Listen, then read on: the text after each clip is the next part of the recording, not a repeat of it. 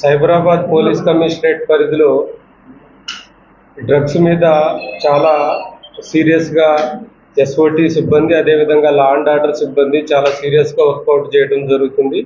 దీనిలో భాగంగా Medchal police station పరిధిలో మన ఎస్ఓటి బాలానగర్ సిబ్బంది అదేవిధంగా లా అండ్ ఆర్డర్ సిబ్బంది ఒక ముగ్గురిని అదుపులోకి తీసుకోవడం జరిగింది. వాళ్ళ దగ్గర నుంచి 2.2 లీటర్స్ యాష్ ఆయిల్, 3 మొబైల్స్, ఒక బైక్ సీజ్ చేయడం జరిగింది. దీంట్లో మనం కుమారస్వామి, అజయ్ కుమార్, గణేష్ అనేటటువంటి ముగ్గురిని అదుపులోకి తీసుకోవడం జరిగింది. వీరు ముగ్గురు కూడా ఏపీలోని రోలుగుంట ప్రాంతానికి చెందినవారు.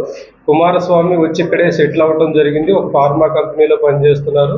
అతనికి వస్తున్నటువంటి ఎర్నింగ్ అనేది లైవ్లీహుడ్కి సరిపోవటం లేదు కాబట్టి ఆ ఊర్లో ఉన్నటువంటి ఒక డ్రగ్ పెడ్లర్ ద్వారా అతను అబ్స్కాండింగ్లో ఉన్నాడు. నాగు అనేటటువంటి అతని ద్వారా వీళ్ళిద్దరిని సంప్రదించడం జరిగింది.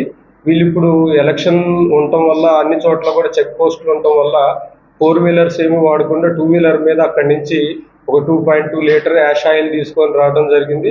మనకు ఉన్నటువంటి పక్కా ఇన్ఫర్మేషన్తో వెహికల్ చెకింగ్లో వీరని అదుపులోకి తీసుకోవడం జరిగింది.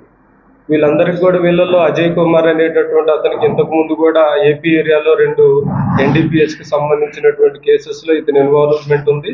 సో ఆల్రెడీ మనం ఎస్ఓటి సిబ్బంది, లా అండ్ ఆర్డర్ సిబ్బంది అన్ని చోట్ల కూడా ప్రజల నుంచి ఎలాంటి ఇన్ఫర్మేషన్ వచ్చినా కూడా ఇమీడియట్గా యాక్ట్ చేసి ముఖ్యంగా సైబరాబాద్ ప్రాంతంలో నివసించేటటువంటి ప్రజలు ఈ డ్రగ్స్ బారిన పడకుండా చాలా పకడ్బందీగా విధులు నిర్వహించడం జరిగింది. ఈ ఆపరేషన్ని సక్సెస్ఫుల్గా నిర్వహించినటువంటి డీసీపీ ఎస్ఓటి గారిని, అదేవిధంగా అడిషనల్ డీసీపీ మేడ్చల్, అదేవిధంగా ACP Medchal, SOT Balanagar Shiva and team మొత్తాన్ని కూడా ప్రత్యేకంగా అభినందించడం జరుగుతుంది. 12 lakhs వర్త్.